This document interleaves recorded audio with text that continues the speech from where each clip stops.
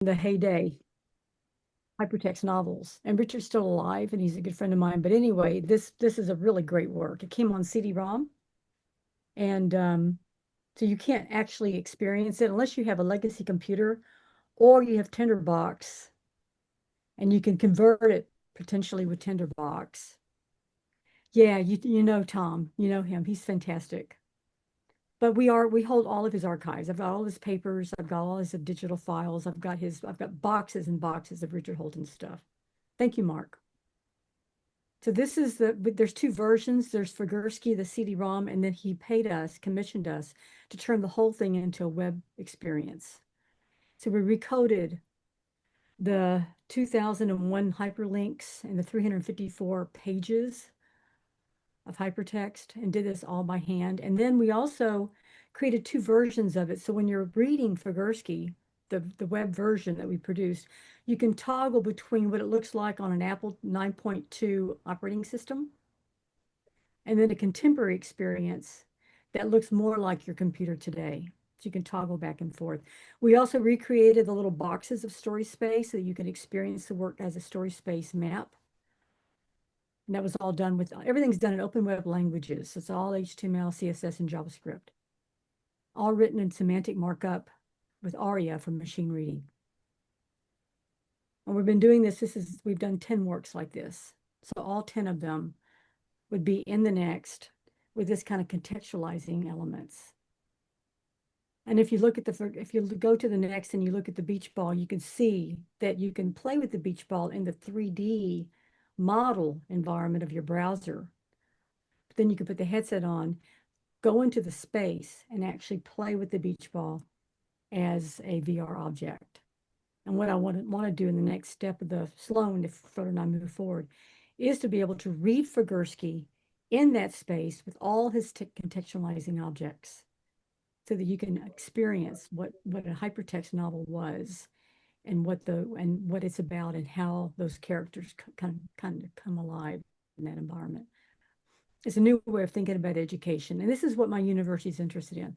I would really love to partner with, there's a huge grant right now, $400,000 grant to partner with a big company to build out this kind of stuff. And I can't think of anyone that's interested in this right now in terms of big companies. But I've also written a grant for the Epic game company that I should be hearing about a $150,000 grant to continue building out this and for the Apple app environment so that we can have it for like a museum on Apple in the Apple Store. So anyway, there's lots of directions to go with this, but it's gotten a lot of attention. I gave a TED talk about it last April, March, something like that. Hey, Peter. Hey, everybody. Anyway, so that's just that. Frodo and I were kind of brainstorming about what to do next with the Sloan Foundation grant. We have 3 years, but 2 years of funding. Makes no sense.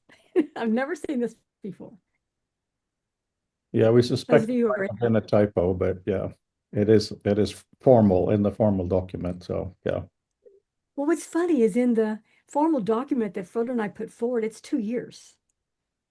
And they said they didn't want to fund us for 3. And we said, okay, we'll do 2. And then they gave us 3 years, but 2 years of funding. Yeah. Oh, I think the year, Tom. Anyway, I was really shocked. I've never seen anything like this in my life. And I've been doing grants since the 90s.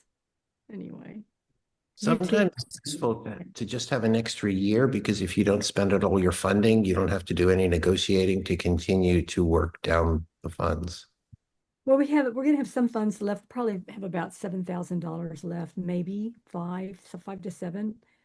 That's not a lot. That's just what, a couple of months. That's a couple of And dinners in Frodo, London at the moment. yeah. And then Frodo's kind of going in this direction. I'm going in this direction. So we're thinking we could resubmit for the 3rd year for funding, but take the experiments in 2 different directions. We'll see. But know that for me to do this, I sat through 5 hours of Donald Trump modules for how to make a grant. It's really interesting. How No to submit fun. a grant. No fun. Nope. All right. Is this loan funding 2 years ago, or is this an additional? So, 2 years ago, we got that funding and then, but we wrote it for 2 years. Frodo originally wanted 3 years and they told us they wouldn't give us 3 years of funding. So we cut it back to 2 years of funding. But strangely, Brandel, they gave us 3 years to complete the project, but 2 years of funding. And that's not something they told us up front.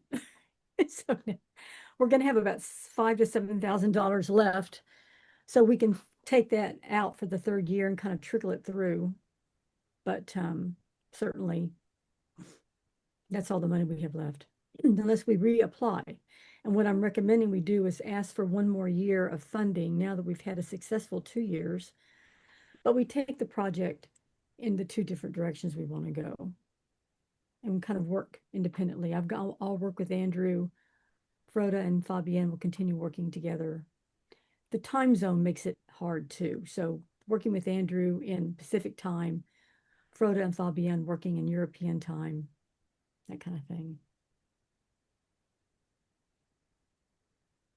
It's the future real world. Yeah. But Ken, it was really interesting. I have to go through module training all the time for grants.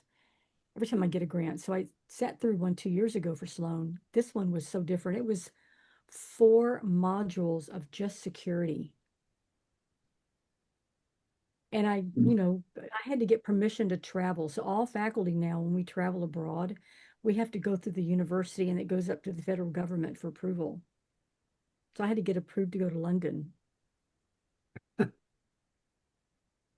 London, our friends. Canada too. When I went to Toronto, I had to get permission to go to Toronto. If anybody has been following the Netflix series The Diplomat, there are some questions about the diplomatic relationship in a fictional world. It's a really brilliant series if you haven't seen it. Sorry, we're just in the middle of it, and you mentioned London in that context. It's true though. I mean, I hated that. I hated the ending of that, but whatever. Oh, it's I season watched 3. it all. Okay. Yeah. We'll do that Season 3. tonight. So no spoilers, please. No spoilers, please. No spoilers. Yeah. No, we are at an interesting period on history in many ways, that's for sure. And, Anyway, thank you everybody for listening to that. Frodo and I were having that discussion and then we just kept going. yes.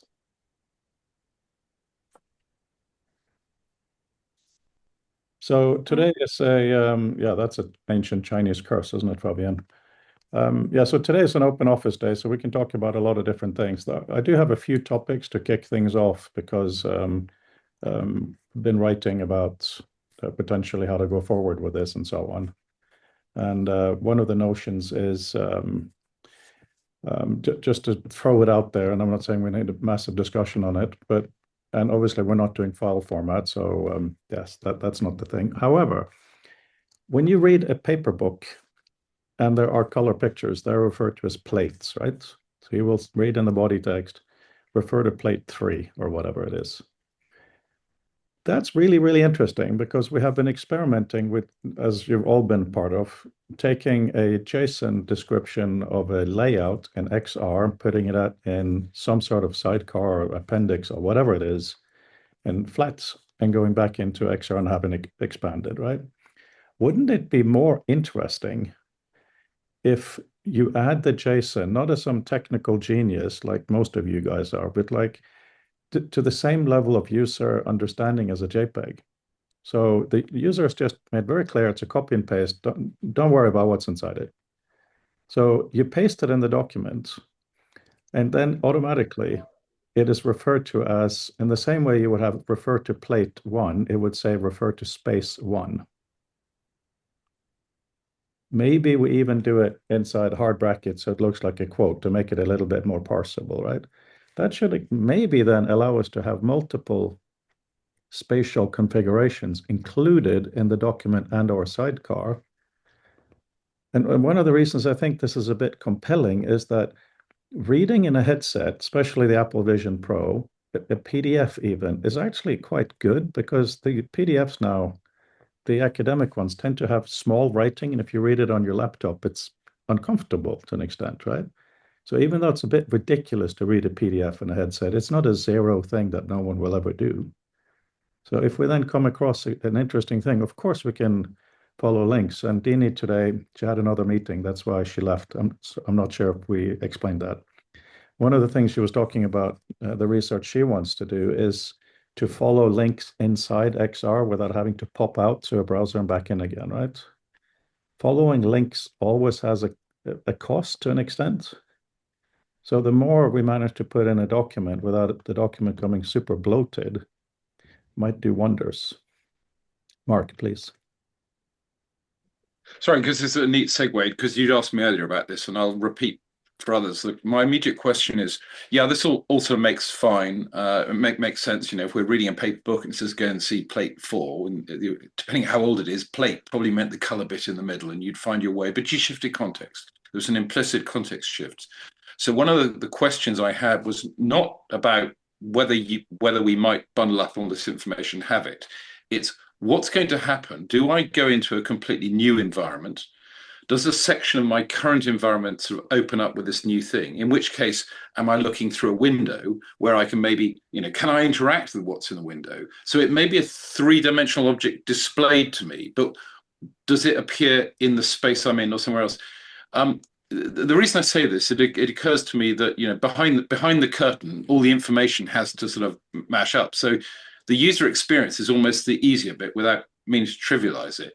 But thinking about what that means when I say, okay, I want space number 4 to open up, or I want to see that. What actually does that mean for the place that I'm in at the moment? Now, if you're just going to basically traverse a link, that's fine, because you're going to end up arguably in a completely new environment.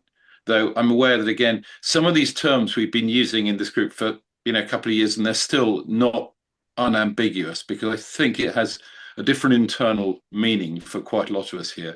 And that's one thing we haven't quite bottomed out yet. Thanks.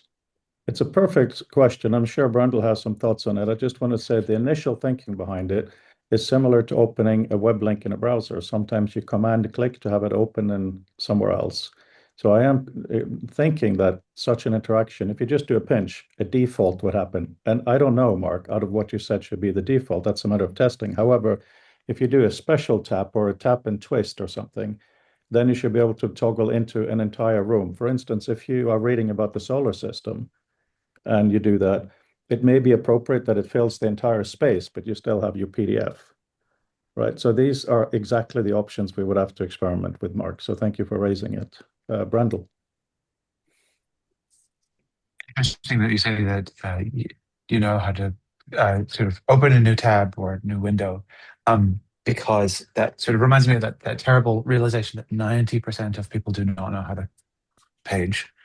It's on desktop, let alone the kind of sort of attentional mercy people are on. You can actually find on page in iPhone as well, but you just type the words into the location bar, and then you scroll to the bottom of the list where it has the consequences of had you typed in what is normally the URL bar, search bar, what the results of the search.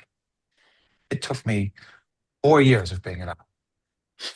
And everybody I spoke to outside of the Safari group has been baffled.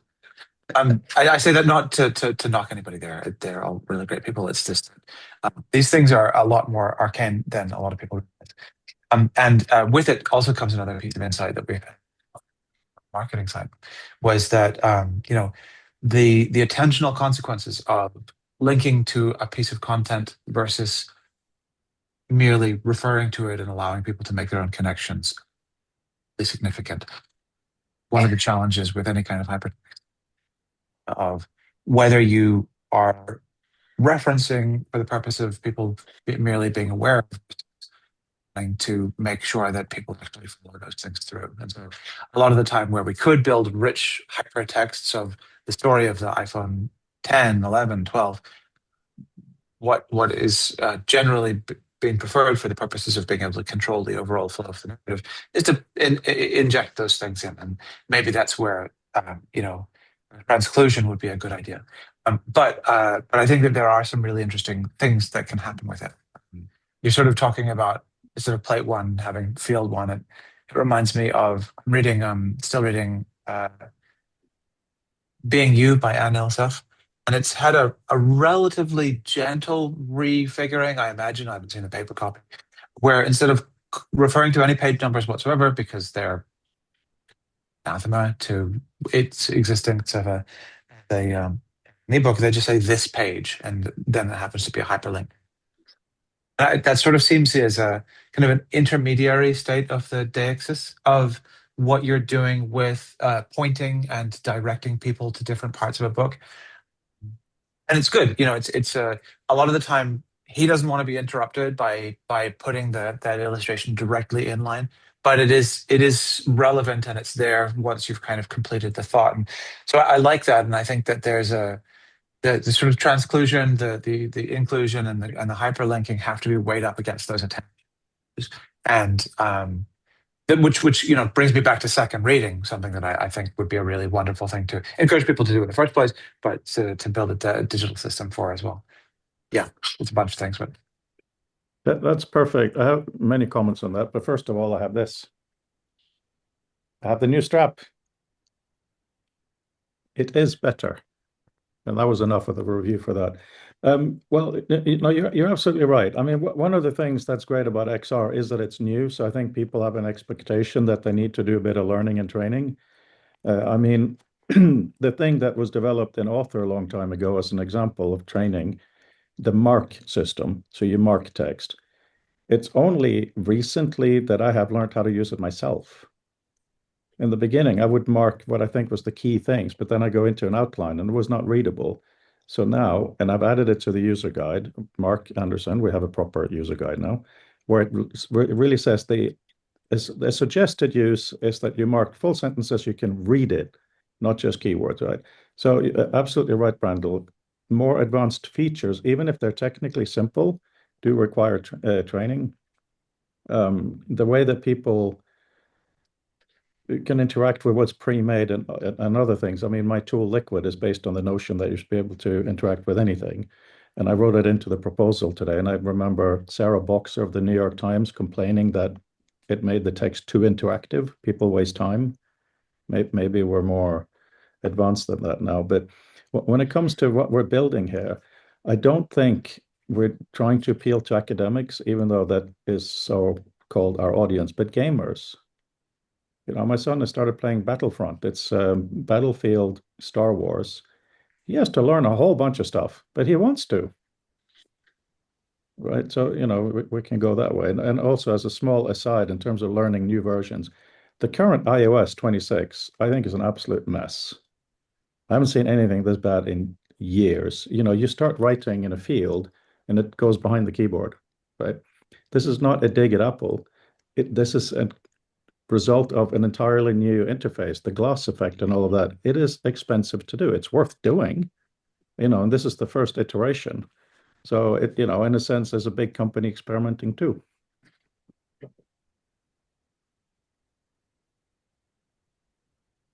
Jonathan's analog hand, go ahead. Hi. Hi everyone. Yeah, sorry. Various people are making possibly subtly different points, and I'm not quite sure I followed all the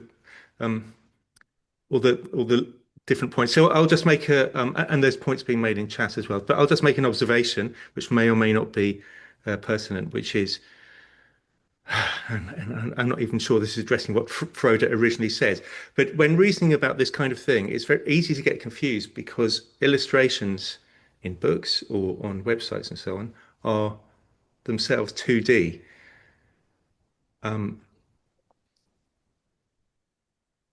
If I can just set up an example which I think might be relevant. So suppose you're looking at an ebook or a website where you've got a 2D picture of a 3D world.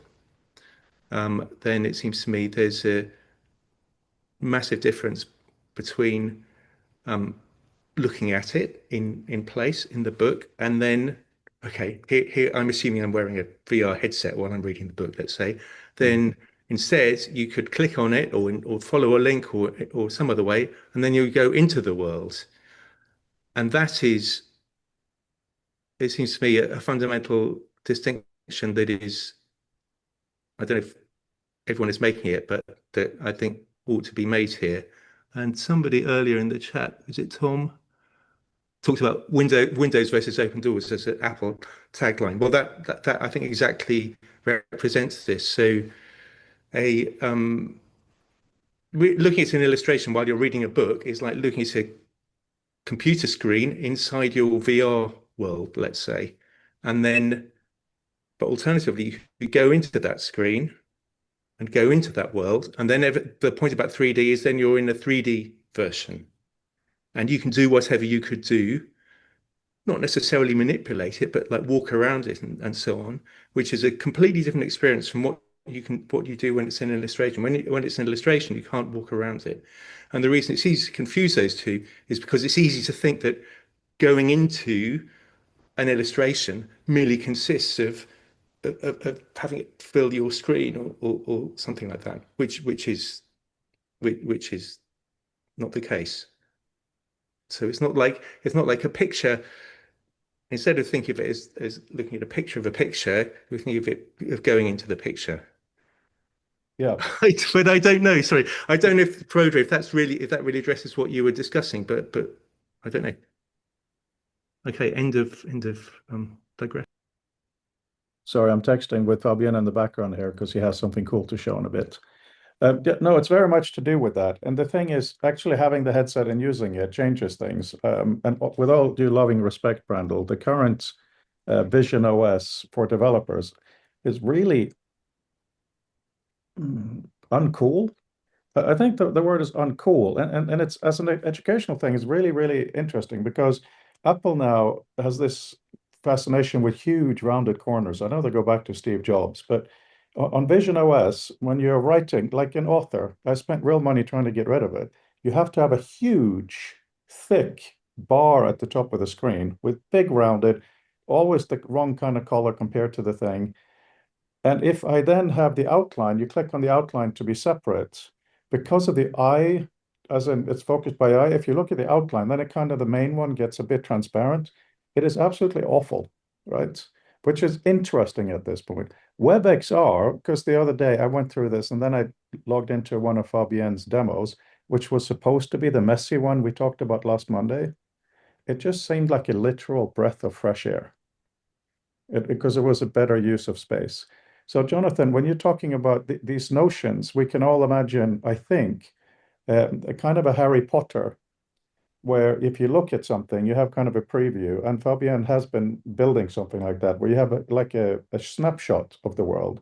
So you have parallax, and even though it's flat, and of course, Brandel, that could work really well with the model element. These things should be possible, but it's also a question of in and out of XR, which is something that I'm a champion for. So that's why I'm thinking of something really simple, space one, and then you have to deal with the Mark Anderson and Jonathan Finn issue. Then what? Are you suddenly in a galaxy, in a molecule? Is it off to the side? Is it big? Is it room scale? These become link type things, modifiers, and they become the experiences. And one thing, even though I'm text, I feel that it's okay that a text interaction leads to something that isn't text.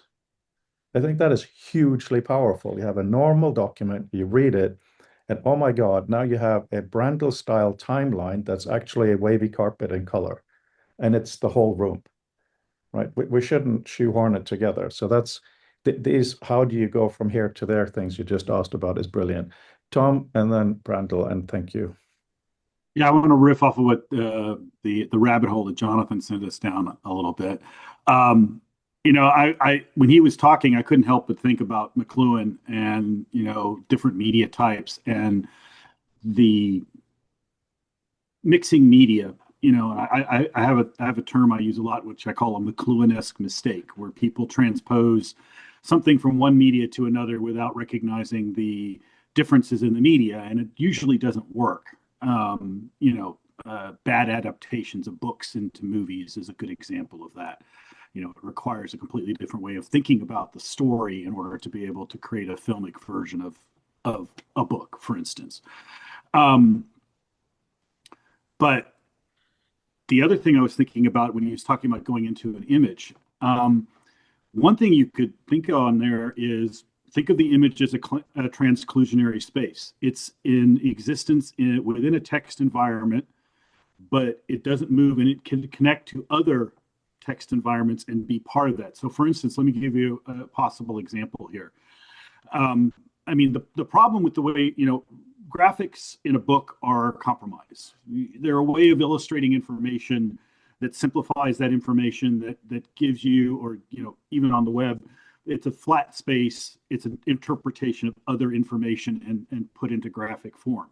So for instance, let's say I have a graph on a polling, a poll that shows, okay, these people think this, these people think that. It would be kind of interesting if you could step into that graph, and what you would see at that point is all the crosstabs. And you can see, okay, I can go this way or this way and say, okay, this group of people broke down this way and this group of people broke down this way. If you put those into the intersectional graph, it would get horribly complex. But those are critical pieces of information for somebody who really wants to understand what is this poll telling us, for instance, because you can't just sort of, everybody's not alike, believe it or not, despite what pollsters might think. And so, different groups have different interpretations of what that information even means, right? So how can you use that as a way of digging deeper and deeper? And that makes authorship very complex.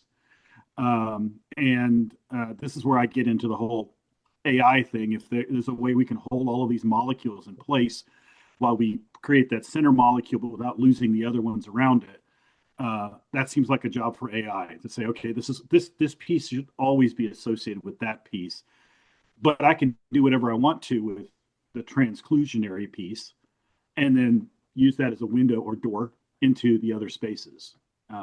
Just a thought. Thank you. Exactly the kind of thought we need to have here. Brendel, please, and then I'm going to show you guys a Cobol Fabienne thing. I'll put the link in the chat while Brendel's talking. Yeah, so Jonathan, I think that the point you make about the difference between pictures of spaces and space, or sort of a 3 degree of freedom or 6 degree of freedom kind of representation of a space, interesting and important to be able to distinguish. But yeah, like you were saying, like the difference between a 2D picture of a 3D thing and a 3D thing is also an important sort of distinction that we're going to have to sort of take a look at the consequences. There are an increasing number of, I think, websites and other content, particularly on YouTube, that wants to be 3D, like that people are starting to use, representing a sort of broadly being represented as 3D. I've wrote a linked one of an article on dithering, and there's a really great guy who spent some time at Apple. I'm not sure, I don't recall exactly what he did, but Bartosz Sichnowski, and he does these really great interactive 3D explainers of watch spring or rasterization. And I think that those are even though they are also on 2D, just 2D representations, but I think they actually want to be 3D, and he's largely thinking of them as though they are already 3D.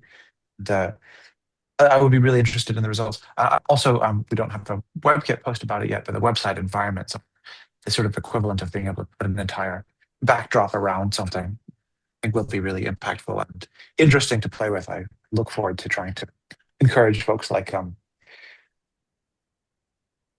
Disney and Apple TV and other folks sort of augment and sort of enhance experiences of talking about spaces with those things. To your point, like the step change that they represent is something that will take some actual grappling with to see whether we like it or not. You're coming a little bit in and out there, Brendel, at the end. Can everyone hear me? Yes, we can hear you. Oh, okay. Can you please repeat the last bit? I couldn't hear that. We are gonna have to, well, we get the opportunity to grapple with whether spaces are better than pictures of spaces. So imagining an environment from a picture of it versus being able to stand in it. Don't know how well we are prepared for anticipating what the difference will be and when we decide to choose one versus the other. Yeah, thank you. Fabienne, do you want to talk what I'm going to show now? Or do you want me to? Yes. I think it's Can better. you hear me, everyone? Yeah, we can. Yes, super.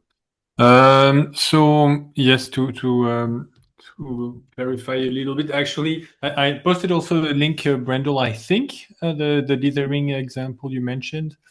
And I think I stumbled upon it on Hacker News, but I'm not sure. And it was really fun, explorable explanation. And there was another article on Hacker News about visualizing a color space in 3D. And I thought, wow, that's really cool. And I sometimes it's a little bit like a kid, like, oh, a shiny object. And then in my mind, I'm like, oh, can I do it? And how quickly can I do it? It just becomes a puzzle. And I thought this really looks super straightforward. I'm not going to announce anything because otherwise I'm going to sound like an idiot, but let me try.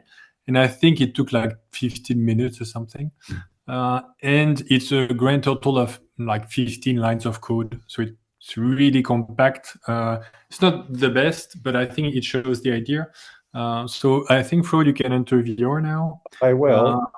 No, Fabienne, I will. I just wanted to highlight how this really speaks to what Brendel was talking about. This is a flat representation of 3D. Yeah. Right. And now, of course, as you all know, now I go into it. And it's extraordinary. You know, I think this is very much what Mark has been talking about in terms of shapes and space, but please continue, Fabienne. Well, it actually does indeed look back to Mark and some of the discussions we had, because this, I think, honestly, at least for my own taste, aesthetically speaking, it looks nice. I enjoy it. But it's actually just a data set. It's just like 140 names for colors in HTML/CSS. And in fact, when we pinch on one, then we get the name of that color. So it's actually also useful. You could imagine making a color palette. But the point about this is, first, as I said, 50 lines of code or less, so it's rather compact. And ideally, it's not even code. So that's why having Mark there, we had a couple of exchange on do we do data exploration? Do we do like customs experiences? Is it just another way to do a visualization? Is it more? And then if so, what is it? And I think so rather important question, let's say. And I think this is a good example first because it's visual. Like you cannot, for most people, unfortunately, not for everyone, but for most people, it is striking, like how especially in 3D, how all those colors are aligned and you go within that space. But it's still just a data visualization. So it's RGB colors that are then positioned in space. You can see in the top left at the bottom, let's say white, and in the bottom right in front, it's black. So they're just positioned there. But then I think what's interesting is as here, one of the things that I think is exciting for most people is, what if my data was in XR? And actually, Brendel, one of the first experiments you've done a long, long time ago was about bringing documents in VR. And it's a bit like this, like what if we want to bring documents in VR, but the person who wants to bring document is not a developer. So how do we do this? And the idea a bit like the grammar of graphics, or how you can have a data set itself have not necessarily one representation, but the most traditional, because it's useful one. So if you have a time series, typically you show them along an axis. If you have, let's say, a share of a quantitative data set, it's probably going to be in French camembert, but a pie chart, sorry. So it's going to be a pie chart. So you have some useful representation to start with. So I think what at least this is trying to start to explore with is, now that you have a data set, because a file can be in, not all, of course, but some files, a lot of files can be represented as data sets. Could we have some, not filters, again, nothing in JavaScript that a non-developer would struggle with, but rather typical patterns of displaying popular data in space. And then the person could, for example, you imagine a JSON file, query that file. So for example, which of the field is interesting? Is the field a date or a quantity, and then displaying so that you can manipulate it. The goal again there is not just to display it, but then to explore the data set, and but without having to program. So yeah, that was this short version of it. I did start to tinker on the interface on how to display not the data set, but the kind of mapping or grammar or graphics, but it's honestly a bit too complex, I want to say right now, so it might scare people off rather than get them excited on having an old filter or mapping between the data set and then an interactive visualization. But I think, yeah, it's an interesting way to explore this. I suggest, guys, if you have headsets available, to go in. It's listed on the website on the authoring page. It's called Cube Color Picker. Fabian, Yes. talking about this, may I also show your previous demo, because I think it makes a similar point? So I'm not sure which one it is. Which one do you have in mind? I'll show you, and then you can help me decide. I was thinking the one called, actually, I'll just show you, and we can easily jump out of it if it's not a part of the file. One super quick remark before you do this. I spent, some people will understand the struggle, but I migrated my server this weekend, which wasn't a good idea because it worked perfectly, and then I double checked, and then everything went to shit. So that I lost a couple of nights of sleep, but I think everything is back. So it should be like the ship of Theseus kind of thing. Normally the video server, uploading file, everything is back on track. But if somehow either the XR experience or even the video server or comments or code or whatever is misbehaving more than usual, please don't hesitate to let me know. It's probably not you, it's probably the server that has like little tiny things like the writes on the file system kind of thing, the containers that are not the right version. Super annoying stuff, but yeah, normally it's all back on track. If it's not, please let me know. So this is the one that is kind of hiding the mess, and it's such a great example of watching it in 2D is probably really messy, but here it just isn't. Fabian, what do I tap to show more stuff? Actually, this is one, isn't it? No, so you use this points to it, and I think you need to move slowly because otherwise the lines with the compression, they're not really easy to see. But if you left pinch on the top right corner of a volume, so for example, the yellow one. That's hard to reach in my room, but okay. On the right side. Okay. Yeah. Oh, right. And it shows what it is, basically. Show, hide, and then you have the actual code behind it. So this is, of course, what we talked about a lot. Having a flat volume that goes up. These are images of previous experiments, so they're not just random, but they can now be hidden and revealed. And these weird little rectangles, well, at least they were weird to me when I first came in, have some usefulness. They can also be toggled in and out. Is this active? But anyway, yeah, I highly recommend going into these spaces. And I also do recommend the strap. It does, at least for my shaped face, make being an XR less horrific. All right, I'm going to unshare. Anyone have any comments or questions for Fabian on that? Ken, unsurprisingly, excellent. To me, with, I'm sort of coming from the world of WIST and SIGCHI and, the computer supported cooperative work and these conferences where people do experiments with user interfaces. And from that perspective, what this seems to be crying out for at this point is some really well-designed comparative studies I have no idea. This is amazing looking, but I have no idea whether if I were going to do an actual task, this versus something else, what would be faster? What would be more accurate? What would I Yeah. end up liking and being less frustrated by? And you just don't know until you actually try to actually do something with it. Yes, Uh, I agree.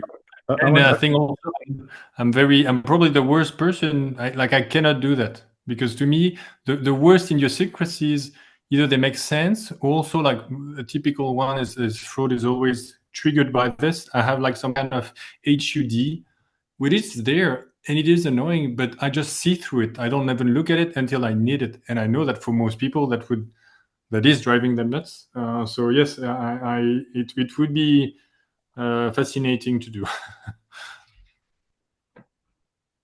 I would. I'm just going to do a double yes, and I'll show you something while I do a double yes. So this was what I talked about earlier, right? What I mean, Ken, by showing you this, I'm not changing topic at all, because doing the full sentences, then going into outline, this is now actually readable, right? It took me a year almost to get to that point. So what you're talking about here with usefulness is really, really important. And knowing you to the degree that I do know you, play is equally important. And that's the only way you find out. So I know you support that. So the one with the cubes, it's almost a nothing space in terms of knowledge, but it's hugely inspirational. And finally, before I hand over to Mark, the act of changing the space to change for a different person because your mood is different, whether you're editing or whether you're writing, whether you're looking, is so important. So that's why even now we have the wrist tap to toggle the background. There's so many more things we can do. So yeah, very cool. Mark, please. I was thinking on sort of Ken's comment, and I should partly stick my own hand up and say I'm aware, probably rather late in the day, that I spend much of my time in knowledge exploration spaces, which is very different from mainstream writing, where the knowledge part is not the ambiguity. But I mean, XR is one place, actually, funnily enough, where I see far more value in able to being explore something than trying to do collaborative work, because you can take a messy picture in on your sort of 2D collaborative screen and put it in 3D. You probably haven't made it actually any more collaboratively easier outside task where you want to do that. So in other words, as a generic thing, where it's really interesting is it allows the individual to be, I think, a lot more exploratory. And the other thing I've sort of learned from such work is there is also a really interesting mode shift from that you can do pretty much anything you like up until the point where you've got to explain it to one or more other people. Because at that point, ambiguity really kicks in. And it reminds you just how much ambiguity you cope with personally. So no, I don't need to label that, or I don't need to finish that because I know what it is. My mind will just fill in the blanks. Now, of course, if I'm building a block of flats, I can't just leave out the back wall or the whole thing will fall down. So, there's more process comes into it. I only raise this because, again, it's interesting in terms of Ken's point about tests and things. It is hard to see at the moment, even for all that we have, areas where these new things are going to be massively more productive against things we already have. If you're using a sort of Taylorist, can we get more done? But where I think they certainly will pay off is in the sort of entertainment sort of area, which isn't really my thing, but certainly in terms of exploratory work where you're not just basically filling out an outline or something. You're not just sort of assembling a jigsaw that already exists, that only allows you to assemble it in a certain way. But when you're doing genuinely exploratory work where you don't know where the edges are, so now you have this genuinely limitless canvas and genuinely limitless exploration of what you want to put there. So that, I think, is an area. I have been thinking, funnily enough, exactly how you start to do tests on that. But bearing in mind, unless we can wire up our various brains to one another, it's incredibly hard to test whether something I think as an approach might work will will approach will work the same for somebody else in an empirical way that we can measure. So thanks. Thank you, Mark. Many points there, including one of the key ones from your paper with Dave Millard about spaces to think with and spaces to communicate. And I'm very glad you're here, Jim, because Jim, you're very much about the presentation of knowledge.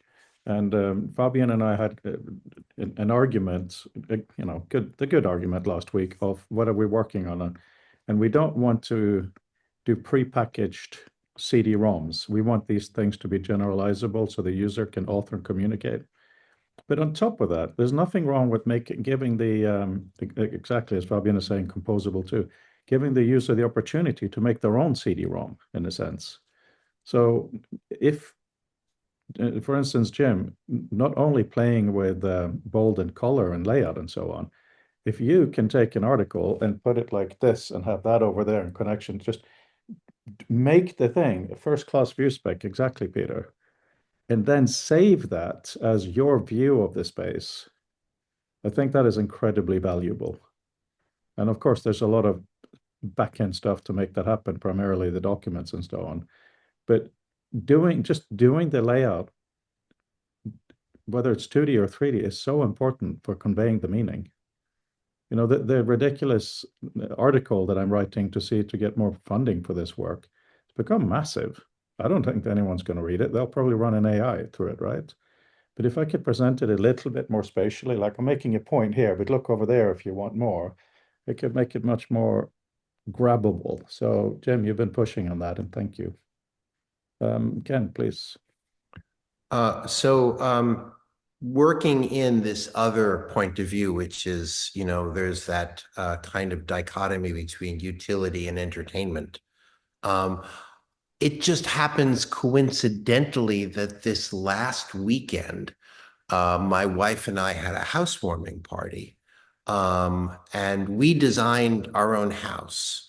And then we worked with an architect to build it. And one of the things that I did as a little skunkworks project is I built an XR 3D representation of our house in miniature as kind of a wireframe of the whole house, like all of the, except the difference is that it was 1/10 scale and everything's labeled, with little billboard text and everything.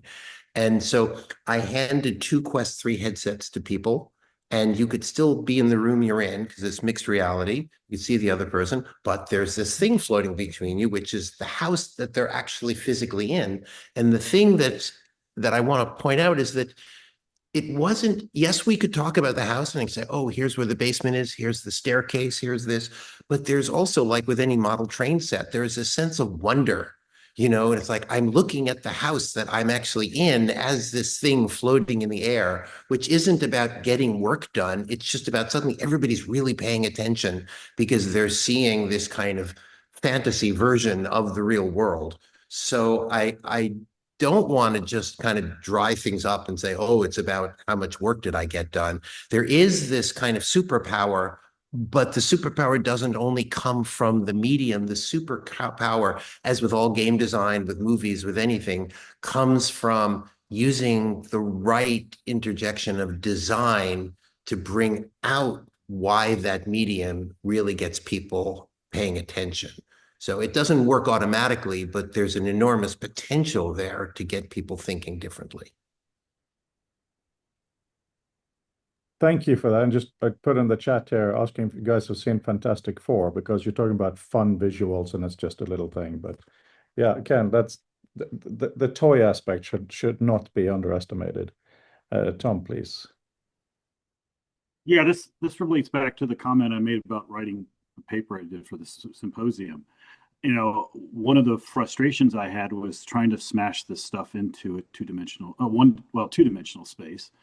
And even there, I felt like there was a lot of limitations on things. And I want to be able, I think one of the things that we absolutely have to maintain in any of these environments, whether we're talking about XR or just a two-dimensional representation of a three-dimensional space, is the ability to zoom in and out, to see that larger perspective and how things connect, but then to be able to zoom in on those parts that are most relevant or interesting to what we're trying to do. in a way that's seamless, and to be able to author in that environment easily, where you can sort of keep a floating version of your library around you in a 3D space, and then you can simply go, I'm pulling this book down, look on this page, blah blah blah, right? But that requires the ability to move in and out of spaces. And the thing I commented about the cube thing that Fabian showed, I want to go into those cubes. I don't want them to be a graphic element. I want them to be a physical environment, and that's where you have the detail part. I'm going to write a few words about this whole structure of thinking and so on and so forth. Then I'm going to write a few words about this, and I'll put those things in there along with the sources, and you can dive in and go into the cube, and then you zoom out and it says, this cube is about visualization. This cube is about new media. This cube is about blah, blah, blah, right? And then the overall point is I'm connecting these things together in my article, but I want you to be able to go in and explore those as separate universes that are connected through my article, but also with each other as well, because it's strict categorizations are also a little problematic. And of course, I'd like to be able to put maybe the same source in multiple cubes as well, so because things don't neatly fit all the time either. So anyway, I was just thinking in those terms, in terms of how we envision that information environment. I think a lot of times when we think about VR, we get lost in the detail, and you lose perspective when that happens. And so being able to tune that level of detail on the fly, I think would be really powerful. Loose direction, yeah, is a very important thing. And there is some background sound. I think I got it. Boom. Right.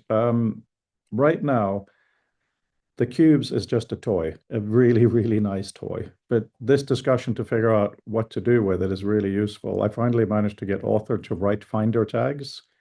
Finder tags are potentially powerful, but I think they're so messy. So that makes the question, what's the difference between a folder, a tag, and a color and a location? We talked about this for quite a while, but now that we have this be there because of what Fabienne has built, it's a lot easier to feel it. And I think that's an amazingly interesting and important thing. And the second thing to highlight in all the demos that Fabienne has in the spatial scaffolding, there's the notion of panels, which I think is amazing. They're implemented only as kind of a captain's bridge thing right now.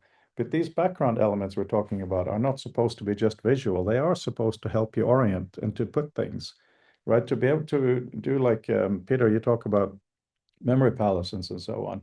Yes, it would be beautiful to have a huge information bookshelf behind you, very skeuomorphic. But if you want to put a book on the top shelf, pinching is not brilliant. So to have the notion of, put it back to its rightful place and it flies there, there's so much magic we can do. So that was just a little bit of a rant. Over to you, Ken. I think in light of what Tom said, I wanted to mention, because I forgot to mention this, that when people are walking around with this cute little thing that's 1/10 scale, and then at some point either one of the participants can squeeze a trigger on their controller and the whole thing goes to full scale. And I noticed that when the whole thing goes to full scale and suddenly they're seeing the full scale house together, there is this kind of like feeling of wonder. It's like, whoa, now, I'm only in this room, but we're suddenly seeing this thing blown up, and something happens when that happens. Everybody's like connects with it in a different way. And I suspect that emotional connection could translate into, and then we could start exploring and doing things in different ways, because now we're thinking about it as a place, I want to look at that, I want to look at that, etc. So I think there's a definitive connection between getting people interested and focused and then building utility on top of that, that shared interest. I don't know exactly what that solution is, but I think they're going to be very connected. Super, super important. Oh my gosh. Brandel, please take over before I just speak into everyone's heads. the talk, this is maybe a sort of a tangent to what other people, the way that other people thinking about these things, but I think it's important nonetheless. So in Hitchhiker's Guide to the Galaxy, Ford Prefect files enormous, decades-long reports, what it's like living on Earth, seeing things, and understanding what it is to know Earthlings and to know. That's then sort of gently edited down to mostly harmless. And the joke being that the cross purposes of the sort of the requirements for the guide mean that that's all they can fit in. And I think about that in the context of a lot of the wild and fantastical ideas that people have about what they want to do. I've heard in the past people talk a lot about wanting to ride dolphins or see blue whales in spaces. I think Magically passed a video of a blue whale appearing in a high school gymnasium. And we don't have the same storage issues that the guide has in terms of how little they could afford to devote to sort of the actual data storage. But as a creator or as a would-be creator of web standards, I feel that sense of not a thumbs down. The parsimony that I'm sort of bound by in order to minimally sort of impact the overall web platform. And there is that kind of mostly harmless problem where it's you really shouldn't do much, actually. As fun as it is to invent new standards or try to push people in directions, the least you can do is the best you can do. And so on the one hand, there's this whole myriad exploration that needs to happen. And needs to be, and then modalities of interaction that need to be supported in service of kind of pursuing these things. That's where the WebXR experimentation aspect it gets to be at the fore, because to the extent that we have the ability to expose everything that's even remotely safe, we should do there in order to make sure that we in the abstract. But at the end of it all, what the actual web is, what text is as it sort of functionally appears to be, is going to kind of end up being more like the mostly harmless than the entire articles that Prefect kind of submits to the guide. But that's more than nothing. That's more than not doing anything, I think, which is an important point that I also find people fail to recognize when they do this boiling down from the article to the two-word sentence. And in thinking about that, there was an article that somebody incidentally kind of mentioned. They were an original sort of product manager or designer on Chrome. One of the things that the designers in Chrome did back in 2007, 2008 was they had real high hopes, real grand visions for what browser history could be, what they might do with it. And they were like, let's make it into a roadmap of all of the different sort of locations on the web in order to be able to give you a this is your life kind of thing. And ultimately they decided not to do any of that, just to have the stupidest representation that was more or less akin to what everybody else was doing with history at the time, which was essentially nothing. And that, it was, they sort of concluded, well, somewhat numbly, people weren't using it, so we didn't do it. And I think we need to be more imaginative than that, at the same time as recognizing that the things that we produce for people just need to be sort of minimally supportive of something a little bit more than the least imaginative thing. But that ultimately, what the actual substrate of these things ends up being is going to be a lot more anticlimactic than a lot of the experimentations that we should consider it a success, nevertheless. Yeah, fair point. Thank you. Mark? I was just thinking one aspect of having the sort of the 3D environment, I think also is the ability to, in a sense, have an extra dynamic access. So we're used to saying having one that people often pick as a timeline. So in most people's minds, they'll immediately see a line going from left to right and with something else happening on the other axis. But what if you wanted to look at time, but you also essentially wanted to look at something else plus time? Now, if you've got a sort of 3D space, you could be playing with another thing that you're looking at on a different axis, that if you could arrange it such that when you look at it from one face, you don't really see that dimension, but you look at it from another axis, and so that I think's a really interesting way. And I saw earlier Fabian had mentioned the one called grammographics, and I've always felt there's an interesting sort of, there ought to be a parallel thing for essentially emergent knowledge structure. So you start defining the bits that you find. So it's very adjacent to the notion of incremental formalization. So instead of sitting around and writing a database or a graph, see, well, I don't know what I don't know what I'm going to find. I know that I know that I'm going to find things, but I don't know what those things are. So you just make the things as you go along. You display things in various ways to just bubble up the sort of the structure of the connections you're looking for. So I just think there's something worth mentioning there. And it did occur to me, in speaking of this, that actually the Fabian's blocks things might be actually quite an interesting way to start an empirical test, because you sort of say to people, look, these things can be whatever you want. I'm going to give you some information. We can put them all in there. What would you do with that? How can you do something with it?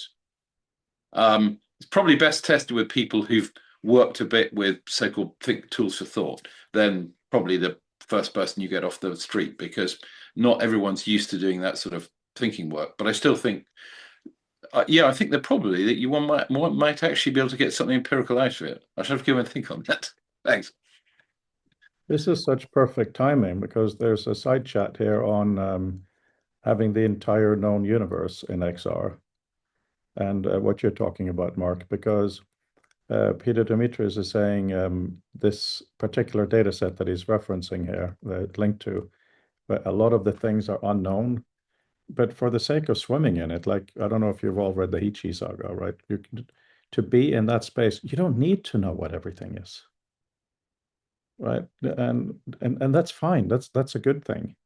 And I think it really speaks to the repeated thing of the difference between the map and the environment also relates to the difference between position and contents. I really want to have that somehow standardized, because we know where things are. We don't need to know what they are yet, but they need to have some sort of addressability. So if we decide they are such a thing, or they are found to be such a thing, that can be made real. Anyway, that's just my normal preaching on that. Ken, please go on.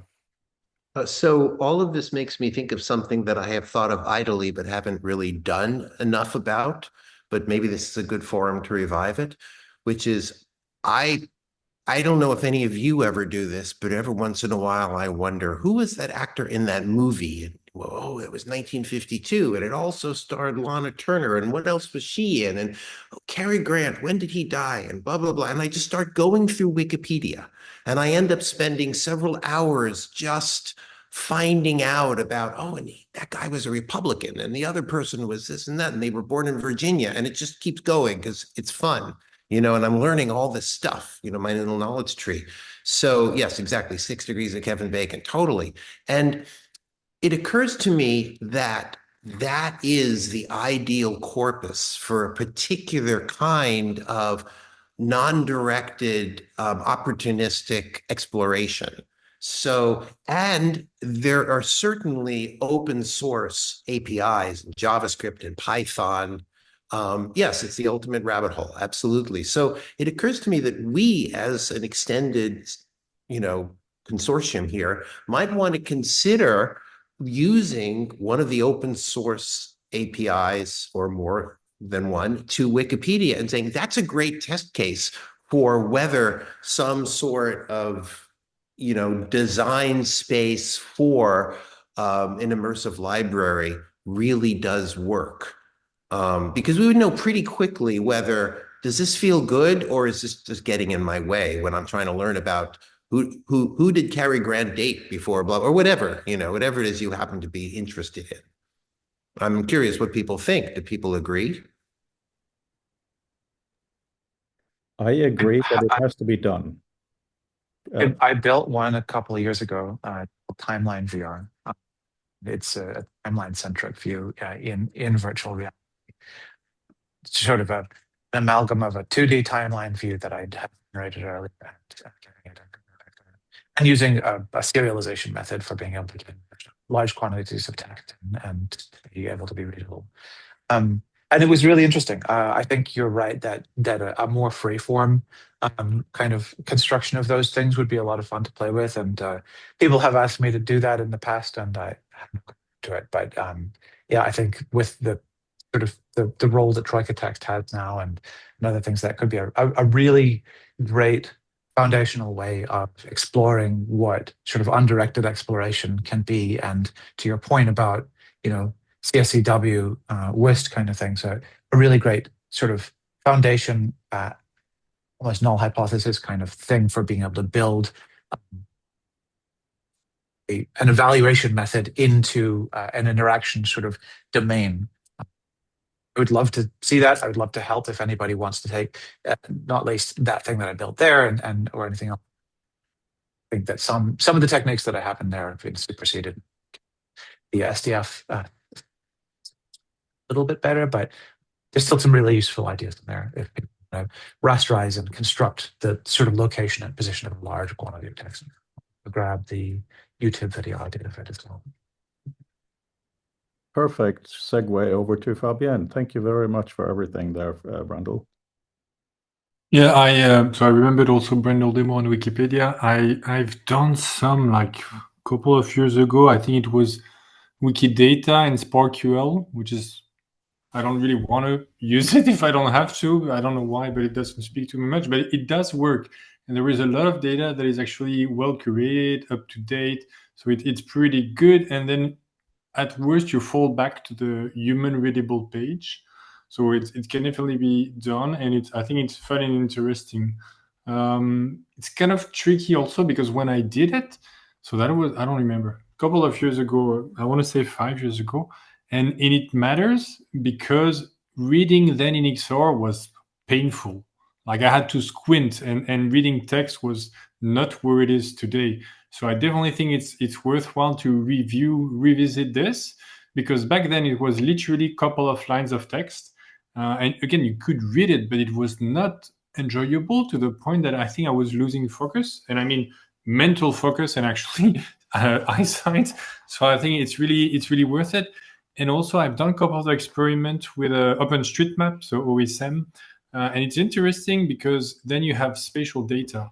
And I think a lot of us, not everybody, but a lot of us, at least people in VR, tend to self-select themselves in the sense that manipulating space for them it works, basically. And I think if we can overlay both, so abstract data or things in Wikidata or Wikipedia, but also in space, even if it's just a starting point, like, oh, it's about this person or this actor, they were born there. Because I think when you travel from point to point, rather than something, again, that is purely abstract, it at least for me, it helps for recall and memorization. So I would tend to think it could be useful. Like quite often, if I don't know where something is, I like zoom in and out of OpenStreetMap, even if it's just for a second. It's just like literally the starting point, but then it triggers somehow my memory. So I think having Wikidata, OpenStreetMap, and OpenStreetMap, I think now you also have like elevation data, both on where the thing is. And I had an example on as a very basic data set, but I went on a hike this summer in Greece, and then I recorded the GML data. So I also had like the position in space, including elevation, and then you can just plot that. So you can plot all those things, and then you can start to play with them. And I think again now is the time to do this because a couple of years ago it was not feasible, and now it is in terms of readability. So yeah, I definitely think it's a good exploration. Well, this is exciting. I'm very happy to hear all these comments. Tom, please. Yeah, I actually looked into this a few months ago because from talking to Bob Stein about Tapestry and initially what I thought Tapestry was, but isn't really, is that, I thought about looking, could I use the Knowledge Navigator concept to try to create visual maps of Wikipedia or the Internet Archive. And Wikipedia is actually semi-doable. its entire opus is in the gigabyte, hundreds of gigabyte range. Internet Archive is in petabyte territory. And, just thinking about an AI engine that could somehow go through those things at this point, we'll get there eventually, I think, but we're not there yet. But to me, it seems like a virtual environment, of course, would add to that. I mean, can you imagine just being able to walk through the Internet Archive in a virtual environment and be able to, oh, look, here's a neat movie from 1923 that relates to this thing I'm working on right now. Let me watch that for a few minutes or something like that. That would be a very interesting thing, but just the horsepower necessary to go through that. And I know that's the biggest failing of the Internet Archive is the search capability of it. Just needle in a haystack usually when you're trying to find stuff. So anyway, I just put that out there. But in terms of what's feasible, I think Wikipedia might be feasible though. So it's kind of funny you should mention the horsepower there, because obviously I'm looking to justify buying an Apple Vision Pro M5. So anything that needs more horsepower, but they are very very powerful now. Of course, there's also the size. But as a really important underlying principle here, all of these things should be done, can be done. And, where we have the enthusiasm individually, we should do it. But the key is, we got to keep them technically small, independent demos. Otherwise, it becomes overwhelming. But at the same time, way to share them, to embed them and connect them is just so ridiculously important, right? So, I would absolutely love being able to have a normal thing that I'm reading in XR, doing an interaction with whatever thing I come across, like, Alexander Hamilton. I haven't mentioned Hamilton in a few weeks, right? And boom, because it's a known entity, I can choose to have a timeline based on that, stretching all the way on the left-hand side. These are just wow things. I think because we're supposed to be working for academics this year, we've maybe over specialized what we're looking at, but all of these things help us just go in different directions. Mark, please. Yeah, a very quick thought on the last, just to recall that academics are humans too, so they're not that different to you and I. I was just thinking about the possibility of some of this visualization with the Wikipedia. Certainly, you can leave out a whole chunk of it if you don't need the full back history. So you can stand the whole thing up. You can download the whole thing and run it, because then you've got the full back history. And I can say, as I've poked in the dirty corners, in fact, the whole history, much of it's missing, because in the early days it hadn't been built yet. So nothing bad going on, but unsurprisingly, as it grew baby steps into what it is now, so it's much more organized than it used to be. So in other words, you probably can get a lot more of a sort of the usable front edge of it, as it were, without needing all the back info in the background. So just in case that helps, thanks. Fabian, go ahead, please. Yeah, I also posted a couple of links. So the Wikipedia or Wiki or connected knowledge, let's say, graph, that's the whole region I do VR. That's because I think this is such an amazing opportunity, despite being quite challenging, as we've all noticed. But that's the point. It's like connected knowledge, both reading but also contributing back. So I definitely think that's super valuable. And in terms of feasibility, again, so the readability now is not where it was even just 5 years ago. But in terms of data set, it's not that big. Like I download Wikipedia as a prepper. Like if the apocalypse is there, at least I have Wikipedia on my hard disk. And it's like a 5-minute job. Like you go on, I put the link, the QX thing link there. It is like 120 gigabytes. I think the last set. It's a single file, but you can also search through it. It's pretty efficient. You don't need state-of-the-art hardware. So the scale here, I think, is a bit misunderstood. That it's not that hard. What is hard is if you try to plot everything, like the number of articles or even a single page, and then you want to grab every single character, then it's different. But in terms of manipulated pages, browsing through, going through all the articles and all that, I think we need to stop thinking, oh, this is too hard or too complex. The UX to do this efficiently, pleasantly, I think that's another question. But in terms of performance, this is not a big data set. It's not something that even like on a Quest 3, so just it's not that old, but it's still the most affordable then. I think you have 500 gigabytes, even the 200 gigabyte model, you can store Wikipedia there and you can load it up and then display. What we don't have, as far as I can tell, is a way to, that's why also the grammar of graphic thing and manipulating the visualization I think is interesting is, and I say manipulating the visualization, not just like the output of it. How do you go through this complex data set? I think that's the crux of it. That's the actual problem.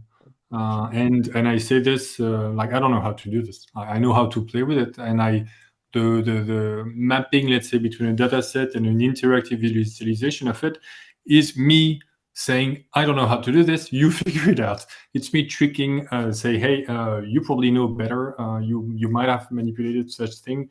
It's also me saying, I want to explore it. I think it's fun, but it's not a solved problem.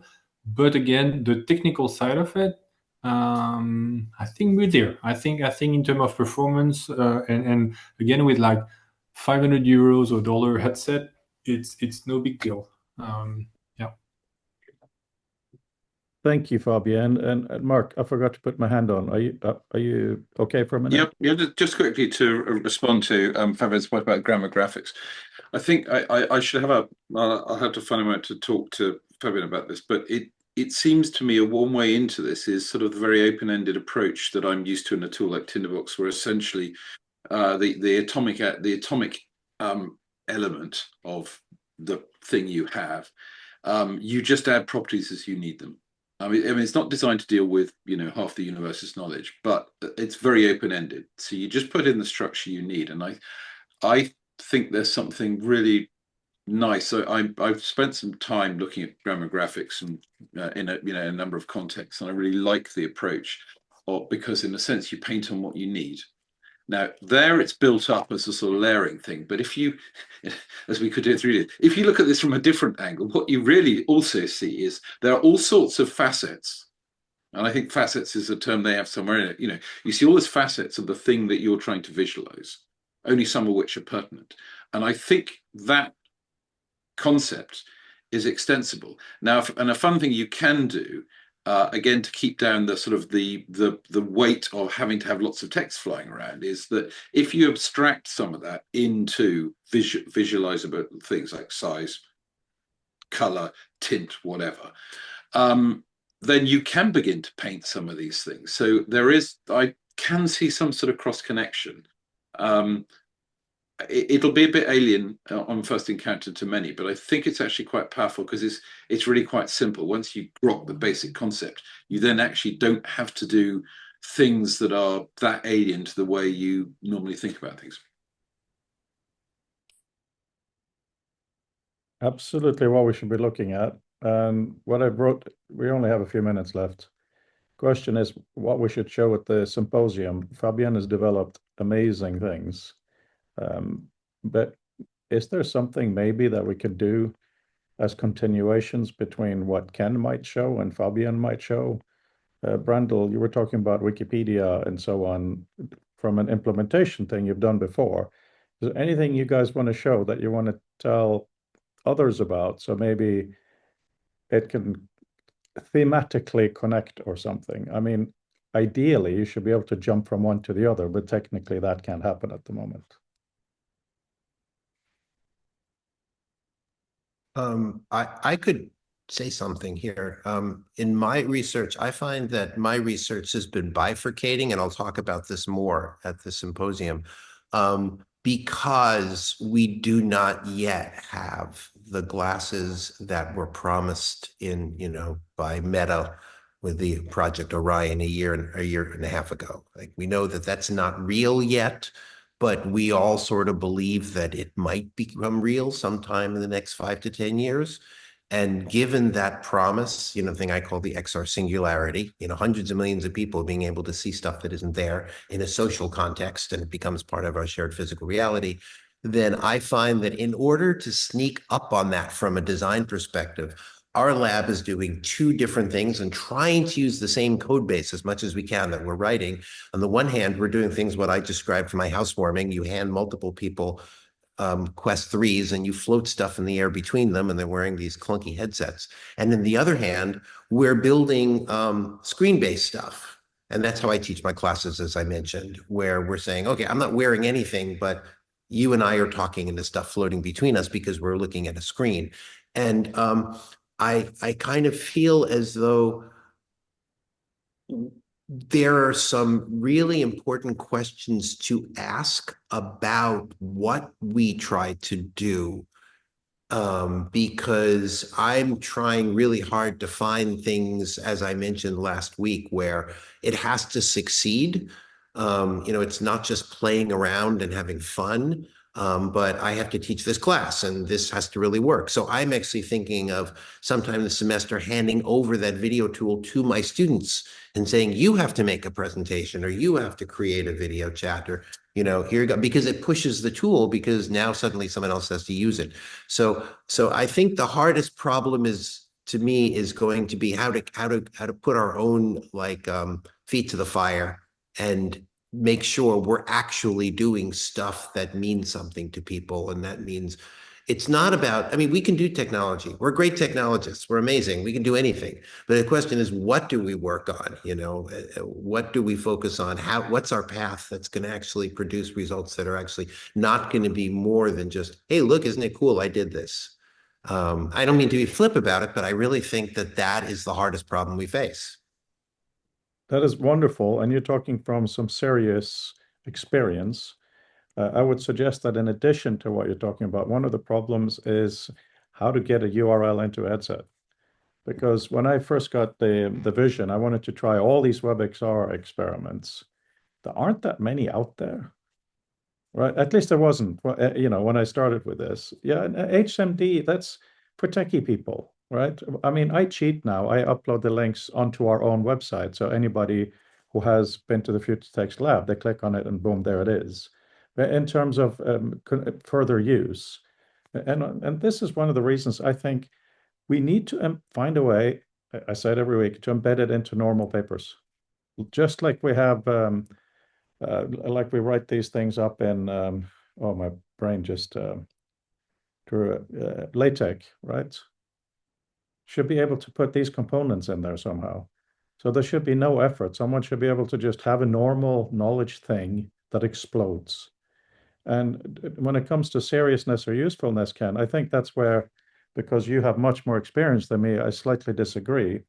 I think that almost anything is good, meaning that with the testing that I've done and that Mark has done, with different sets of people, when they just have a lot of stuff and they can move it from here to there, that's mind-blowing, right? And now with the color cubes, you can't actually move them because there's a reason they're in the space, right? But you can interact with them and you can feel the dimensionality. It's absolutely incredible.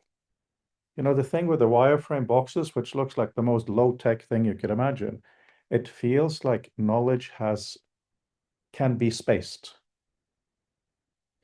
I'm going to push back on your pushback, which is we went ahead and did all of this cool stuff. We had stuff where I could create objects in the air and then people could sculpt together and I see what you see and all those kinds of stuff. And it was awesome and everyone loved it. And we're like, now what? How does that integrate into my work and my life and what I normally do? And how does it start to replace the productivity tools that I just use on this little tiny screen? So it's actually not that hard these days to create wonder when you put on a headset. It's great when you do and it feels wonderful. But I feel like the reason that I started shifting to, and now I want to have stuff happening here instead of stuff happening here, was I want to actually figure out how can I get something done that is actually going to connect with my actual productivity, as opposed to I'm just impressing the hell out of people with cool stuff. Because that, to me, that started to feel like a very self-satisfying dead end. It's like you create wonder, but then that isn't really the future where I live and work. I'm not trying to be pejorative here. It's just this has been my experience the last 5 years. I wouldn't characterize that as a pushback. I would characterize that as experience. We are at different stages, so absolutely. But this is why I keep going on with the metadata, the storage format, the presentations, because if it's not your own data, then it's something entirely different, right? It becomes a dummy, literally. If you can't take it with you, why invest making a space out of it? Even a napkin in a restaurant, you drew notes, you take it with you, right? So the basic infrastructure stuff, and I really love the notion of space with icons, where what's in the icons is very, very importantly secondary, because then we can do these things that you're working on, Ken. And even if one of them is a toy, the fact that you can draw a toy in space or your own house and then send it to Mark Anderson in a reasonable manner, that's incredible. The sharing of it. When it comes to actually how to do work in it, that's been the last year, and it's been really difficult. But then, even being more productive in a 2D world, really difficult. But the kind of discussions we had today with very specific things, come on, that was pretty wonderful, right? To help us, inch towards it a little bit. Yeah, that's all nice. I see the nodding. We have 1 minute left, Mark. Just very quickly, in this context of sort of URLs and formats and things, I think we have things for most of that. I think we're perhaps looking at the problem wrongly. That the issue is that just wanting this thing that is an awful lot of somebody else. It's the assumption that just because I can think of it, all that actually exists to the depth and the quality that is implicit in what I've imagined. And all too often it isn't. So it isn't really that we don't have data systems and structures that can do this. One of the things is we are inadequate at saying, oh, well, I just want to take this, is actually, even to ourselves, understanding what this means. In an entertainment sense, it's easy because you just don't worry. But actually, getting back to Ken's point about, well, yeah, but what if you've got to get something done? Then actually, then that is the real problem. So I don't think actually it's so much an issue of defining stuff we got or the protocols or things. It's actually applying a bit more thought as to how we actually capture our intent. I'm writing notes on that. Absolutely, Mark. And kind of in closing, I'm not going off topic. It'll sound like it. You all know I like taking pictures. The pictures I take now are designed to be looked at roughly this size. That is what that is. And when you look at it that size, it's a different picture. Many of my pictures now have a blurry foreground, sharp background. It's a different dimensionality. When people see it on a phone, it's a bit ridiculous. You don't see it. So for me personally, and with the friends I take pictures of, if I had an XR app that I could easily view high quality pictures like that, that in itself, even though it's super low tech, would be incredibly valuable. Of course, Apple has the Photos app, but the way it shows them is just not good, right? So,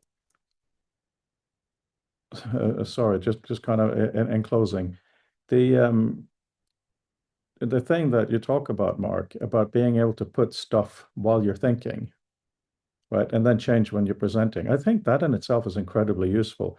I firmly believe that for academic work, at least, you're always going to need a written document.